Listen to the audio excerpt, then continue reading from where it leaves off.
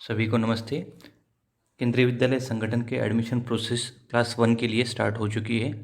तो ये जो वीडियो है ये वीडियो बनाने का मकसद यही है कि बहुत सारे लोग कन्फ्यूजन में रहते हैं कि फॉर्म किस तरह से भरना है और एडमिशन प्रोसेस किस तरह से है, ये उनको पता नहीं होता है। इसलिए इस वीडियो में यही बताने की कोशिश मेरी है कि आपको एडमिशन प्रोसेस के बारे में जानकारी मिले।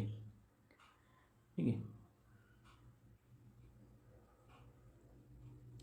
ये एडमिशन की नोटिस है, आप देख सकते हैं। इसमें आपको वेबसाइट भी दी गई है कि किस वेबसाइट पे जाके आपको ऑनलाइन फॉर्म फिलअप करना है। इस साल ऐप भी अवेलेबल है, ऐप के ज़रिए भी आप जो है फॉर्म फिलअप कर सकते हैं।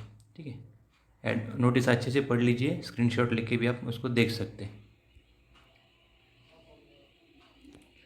सम इम्पोर्टेंट वेबसाइट्स जो है, सबसे इम्पोर्टेंट जो है www.kvsangathan.nic.in, ये केंद्रीय विद्यालय संगठन की वेबसाइट है। उसके बाद जो नेक्स्ट लिंक जो दी गई है वो है ऑनलाइन फॉर्म फिलअप करने की लिंक, जहाँ पे क्लिक करके आप ऑनलाइन फॉर्म फिलअप कर सकते हैं। ये आपको डिस्क्रिप्शन में मिल जाएगी। और तीसरी जो है website of your near by केंद्रीय विद्यालय, जिस केंद्रीय विद्यालय में आपको फॉर्म फिलअप करना है उस केंद्रीय विद्यालय की वेबसाइट भी आप चेक करते रहिए।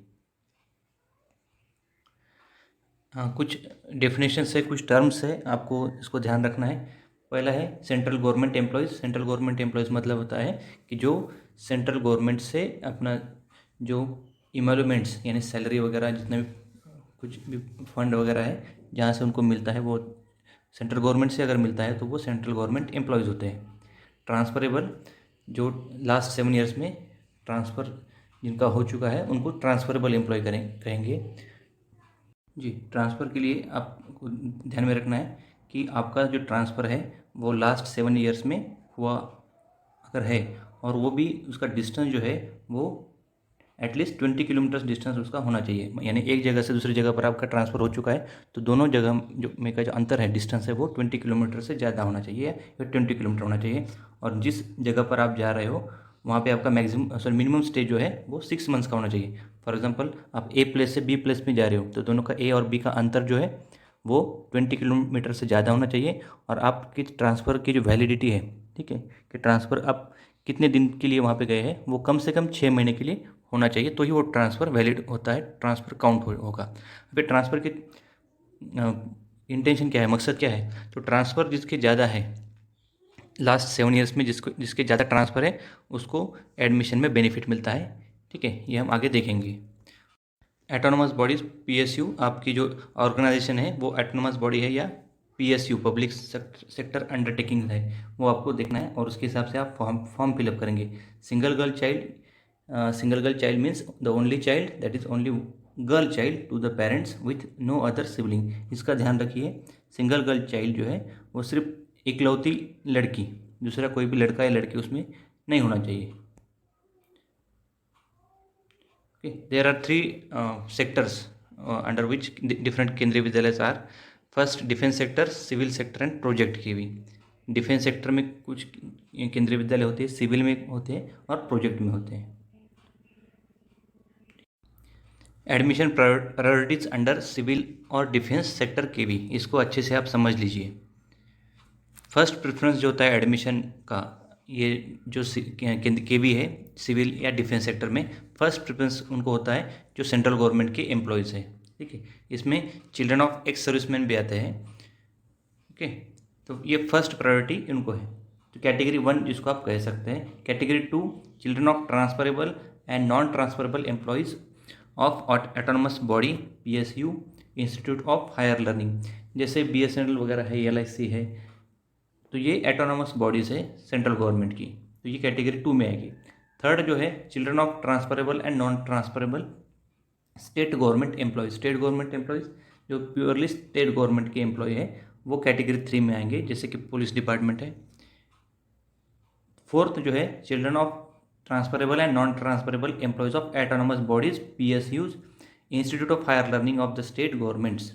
तो स्टेट गवर्नमेंट की जो एटोनॉमस बॉडीज़ है, जैसे बहुत सारे कॉरपोरेशन होते हैं, जैसे हम महाराष्ट्र में MSRTC है, तो ये 4th कैटेगरी में आएंगे। 5th कैटेगरी जो है वो इन सबको छोड़कर 1 2 3 5 कैटेगरी को छोड़कर जितने भी हैं वो सब 5th कैटेगरी में आते हैं। तो ये 5 कैटेगरीज को अच्छे से समझ लीजिए, आप किस कैटेगरी में आते हैं वो बहुत ज़्यादा मायने रखता है, वो इम्पोर्टेंट है। फॉर्म भरते समय आपको इसका ख्याल रखना है। अगर ये कैटेगरी नीचे ऊपर हो गई तो आपका एडमिशन का हक जो है वो छीन जा सकता है, इसलिए इसको अच्छे से समझ लीजिए।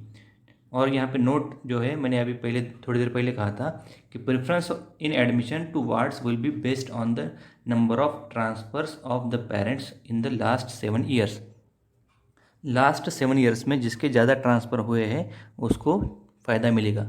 और ये प्रायोरिटी पहले है, ये नहीं कि स्टेट गवर्नमेंट का एम्प्लॉय है और लास्ट 7 ईयर्स में वो ज़्यादा ट्रांसफ़र हो चुका है और सेंट्रल गवर्नमेंट के एम्प्लॉय को एक ही ट्रांसफ़र हुआ है, तो बेनिफिट पहले जो जाएगा वो सेंट्रल गवर्नमेंट के एम्प्लॉय को जाएगा, बाद में स्टेट जो एटोनॉमस बॉडीज़ है सेंट्रल की उसको, फिर थर्ड में स्टेट गवर्नमेंट एम्प्लॉय को। ये मेन प्रेफरेंस जो है वो इस तरह से बना हुआ है। उसके बाद अगर वहाँ पे टाई हो रहा है तो वहाँ पे टाई में किसको प्रेफरेंस देना है, इसके लिए जो है वो 7 ईयर्स में जिसके ज़्यादा ट्रांसफ़र हुए हैं उसको बेनिफिट वहाँ पे मिलेगा।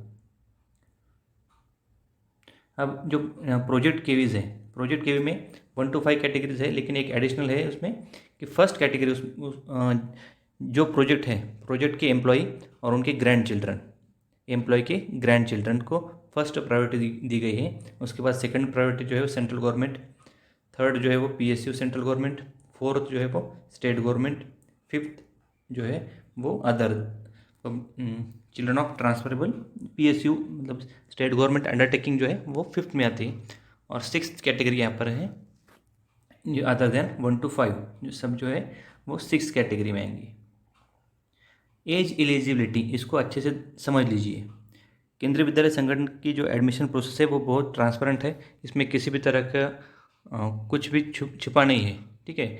और सारे जो रूल्स है वो क्लियर है। इसमें एज एलिजिबिलिटी को ध्यान रखिए 31 मार्च 2020, क्योंकि ये इस साल का फर्स्ट का एडमिशन हो रहा है, तो 31 मार्च 2020 के दिन बच्चे के 5 साल कंप्लीट होने चाहिए और उसकी एज जो है वो 7 साल से ऊपर नहीं होनी चाहिए। Age age on 31 March 2020 not less than 5 years and not more than 7 years. तो यहाँ पे डेट भी निकाल के दिए मैंने कि इन बिटवीन 31 मार्च 2013 टू 31 मार्च 2015, इसमें 1 अप्रैल 2015 वाला जो बच्चा है वो भी कंसिडर उसको किया जा सकता है। अब एडमिशन प्रोसेस की तरफ हम जाते हैं। जनरली एक क्लास में 40 स्टूडेंट्स होते हैं, एक क्लास में एक सेक्शन में 40 स्टूडेंट्स होते हैं। 40 स्टूडेंट्स में अभी 2009 का जो एक्ट है राइट टू एजुकेशन, उसके अकॉर्डिंग 25% सीट्स जो होती है वो रिजर्व होते हैं RTE के अंतर्गत। तो उसमें से 25 के परसेंटेज अगर आप निकलते हैं परसेंटेज तो 10 सीट्स जाती है RTE के लिए। RTE में कौन कौन से आते हैं स्टूडेंट्स, जिनके parents SC ST OBC non creamy layer और डिफरेंटली एबल्ड, ये आगे हम उसके बारे में डिटेल में जानकारी लेंगे। SC ST OBC non creamy layer, differently abled means handicap. उसके बाद जो BPL है और EWS जो पेरेंट्स इसके अंतर्गत आते हैं वो सारे बच्चे जो है वो इन RTE का फ़ायदा ले सकते हैं, ठीक है। उसके बाद RTE के अलावा SC का जो रिजर्वेशन है वो है 15%, उसके लिए 6 सीट रिजर्व है। ST 7.5%, उसके लिए 3 सीट रिजर्व रहती है। और इस साल एडमिशन गाइडलाइन में जो चेंजेस हुए हैं वो OBC का परसेंटेज 27% इस साल ऐड हो चुका है, तो 11 seats are reserve for OBC। ध्यान रखिए ये जो जितने भी रिजर्वेशन है RTE को छोड़कर वो प्रायोरिटी वाइज ही लेंगे, कैटेगरी 1, कैटेगरी 2, कैटेगरी 3, कैटेगरी 4, इसी हिसाब से ये रिजर्वेशन होगा। उसके बाद 3% seats for the differently abled applicant would be reserve horizontally, और 3% सीट जो है वो डिफरेंटली एबल्ड जो बच्चा है, पेरेंट नहीं, ध्यान रखिए जो बच्चा डिफरेंटली एबल्ड है उसी को एडमिशन में रिजर्वेशन मिलेगा, ठीक है। उसके बाद ये RTE लॉटरी, ये प्रायोरिटी है किस तरह से एडमिशन प्रोसेस और लॉट्स किस तरह से होंगे, ठीक है। ये थोड़े कंसेप्ट क्लियर कीजिए। एक सेक्शन में 40 स्टूडेंट्स होते हैं और सिंगल गर्ल चाइल्ड के जो 2 एडमिशन होते हैं वो ओवर एंड अब होते हैं, वो एडमिशन गाइडलाइन में आपको मिल जाएगा। मिल जाएगा देखने के लिए और पढ़ने के लिए। एडमिशन गाइडलाइन के भी जो लिंक है वो भी डिस्क्रिप्शन में आपको मिल जाएगी। Single girl child means the only girl child to the parents with no other siblings. अब ये देखिए आरटी में इससे पहले मैंने बताया था आरटी में कौन कौन से बच्चे आते हैं। आरटी में आते हैं SC, ST, EWS, BPL, OBC, non creamy layer, differently abled. ये जितने भी एडमिशन फॉर्म प्राप्त हुए हैं उन सभी का लॉटरी होता है। वो लॉटरी भी ऑनलाइन ही होगा। ऑनलाइन लॉटरी में जितने भी फॉर्म्स इस कैटेगरी में आए हैं उनकी लॉटरी होगी और जितने भी एडमिशन चाहिए 25% सीट्स रिजर्व जो है उस तरह से वो उनका सिलेक्शन होगा। और एक उसमें ध्यान रखिए डिस्टेंस जो है वो major cities and urban areas, all district headquarters and metros, उसका 5 किलोमीटर रेडियस है। आपकी केंद्रीय विद्यालय जहाँ पे लोकेट है वहाँ से 5 किलोमीटर डिस्टेंस आपका होना चाहिए। उससे ज़्यादा अगर है तो आप RT में उस कैटेगरी में क्वालिफाई नहीं होते हैं। फिर से सुनिए, आपके घर का अंतर और केंद्रीय विद्यालय इन दोनों में जो अंतर है वो 5 किलोमीटर से ज़्यादा अगर है तो आप RT में नहीं आते हैं। ठीक है, ये सिर्फ हेडक्वार्टर जहाँ पर स्कूल आपका अर्बन एरिया में है तो ही। और places and areas other than included 1 जैसे तहसील प्लेस पर है कोई की भी तो वहाँ पर डिस्टेंस थोड़ा ज़्यादा है, 8 किलोमीटर का डिस्टेंस वहाँ पर है। अभी जो क्लास 1 फर्स्ट की जो एडमिशन प्रोसेस है उसका प्रोसीजर यहाँ पर मैं बता रहा हूँ कि फॉर्म सबमिट होने के बाद जिस दिन ऑनलाइन ड्रॉ है तो ड्रॉ के दिन किस तरह से प्रोसेस होगा वो थोड़ा समझ लीजिए। फर्स्ट लॉट जो है वो 10 सीट्स जो RT का पहला लॉट होगा उसमें जितने भी फॉर्म आए हैं उसके अकॉर्डिंग, जितने सेक्शंस है उसके अकॉर्डिंग जो है वो लिस्ट आपको डिस्प्ले हो जाएगी। जितने भी फॉर्म उस कैटेगरी में आए हैं उन सब की प्रायोरिटी वाइज लिस्ट होती है। जैसे मान लीजिए 500 फॉर्म्स आए हैं, 500 फॉर्म आए तो 500 फॉर्म की जो प्रायोरिटी है 1 से लेकर 500 तक। इसमें यह नहीं कि जिसने पहले फॉर्म भर दिया तो पहला नंबर आएगा, ऐसा नहीं है। तो जितने भी फॉर्म आए हैं वो रैंडमली उसका लॉटरी होता है और उसकी एक सीरियल नंबर बन के रहते हैं हमेशा के लिए, आप कभी भी उसको देख सकते हैं। उसके बाद सेकंड लॉट जो है वो lottery of differently abled of SC ST, वो रिजर्वेशन उसमें भी है लेकिन उसको ज़्यादा डीप में जाने की ज़रूरत नहीं है। ज़्यादा जानकारी के लिए आपकी नियर बाय KV की जो वेबसाइट है या फ़ोन नंबर है वहाँ पर आप कांटेक्ट कर सकते हैं। थर्ड लॉट जो है वो remaining seats after deducting RTE, जैसे कैटेगरी 1 है, कैटेगरी 2 है, कैटेगरी 3 है, उसके भी जो ट्रांसफ़र के हिसाब से उसकी भी ऑनलाइन ही लिस्ट आपको देखने को मिलेगी। फोर्थ लॉट जो है वो the total number of SC ST OBC NCL will be counted from the admitted summary of RTE differently able category 1, category 2, category 1 to 3 in case of project IHL KV. Admissions done till third phase. Thereafter the shortfall in the seats reserved for SC ST OBC NCL if any shall be covered by admitting SC ST OBC NCL applicants as per the order of priority of admission.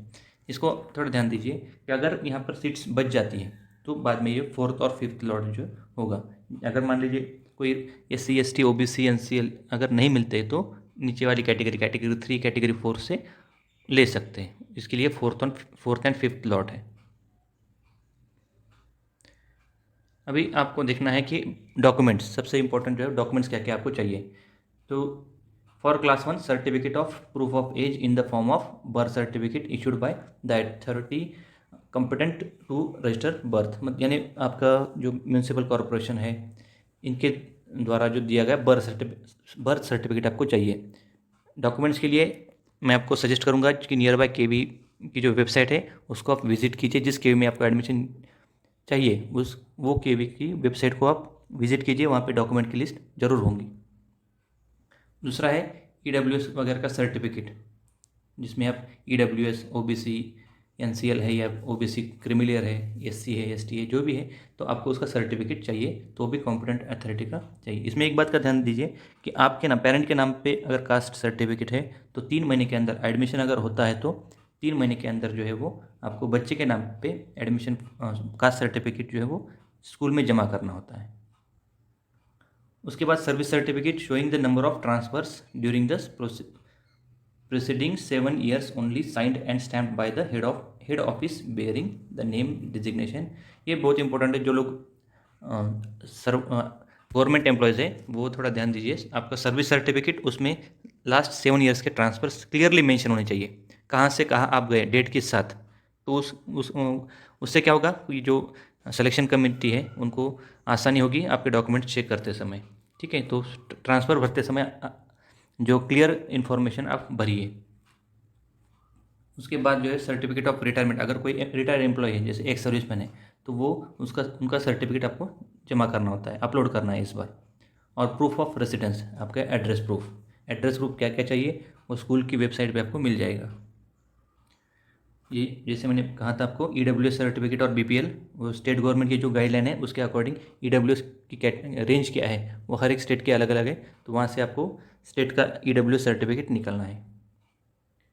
उसके बाद differently able certificate, जो बच्चा handicap है, फिर से मैं बता रहा हूँ, पेरेंट्स हैंडीकैप है तो एडमिशन में कोई भी आपको बेनिफिट नहीं है। हैंडीकैप स्टूडेंट होना चाहिए, बच्चा होना चाहिए। ठीक है, तो अगर बच्चा हैंडीकैप है तो उसका सर्टिफिकेट कहाँ से लेना है ये यहाँ पर दिया हुआ है। लिस्ट ऑफ डॉक्यूमेंट्स, मैं फिर से बता रहा हूँ, लिस्ट ऑफ डॉक्यूमेंट्स के लिए आप स्कूल की वेबसाइट पे चेक कीजिए जिस स्कूल में आपको एडमिशन लेना है। बर्थ सर्टिफिकेट, एड्रेस प्रूफ, ये दोनों कंपलसरी है। कोई भी कैटेगरी के अगर पेरेंट है उनको फॉर्म फिलअप करना है तो 2 डॉक्यूमेंट्स कंपलसरी है। उसके बाद थर्ड जो है service certificate and 7 years transfers mention in that certificate और डिफरेंट फॉर्मेट। उसके बाद कास्ट सर्टिफिकेट, जो लोग कास्ट में आते हैं उनके लिए कास्ट सर्टिफिकेट चाहिए। BPL EWS सर्टिफिकेट, ये सारे नीचे दिए हुए सारे ऑप्शनल है, जो उस कैटेगरी में आते हैं उन्हीं के लिए है। सिंगल गर्ल चाइल्ड एफिडेविट, ये पेरेंट को देना होता है एफिडेविट, प्रोफार्मा स्कूल की वेबसाइट पर आपको मिल जाएगा। और डिफरेंटली एबल्ड सर्टिफिकेट, अगर कोई बच्चा हैंडीकैप है तो उसका जो है सर्टिफिकेट आपको सबमिट करना है। इस वीडियो में आज मैंने सिर्फ आपको एडमिशन प्रोसेस बता दिया है, किस तरह से एडमिशन प्रोसेस केंद्रीय विद्यालय में होता है। अगला जो वीडियो कल मैं अपलोड करूंगा कि किस तरह से फॉर्म फिलअप करना है, क्योंकि वेबसाइट जो है कल ओपन हो रही है 10 बजे के बाद। तो जो वीडियो जो है वो मैं कल अपलोड करूंगा, उसमें आप देख सकते हैं, वो वीडियो देखकर आप समझ सकते हैं कि फॉर्म किस तरह से भरना है। धन्यवाद।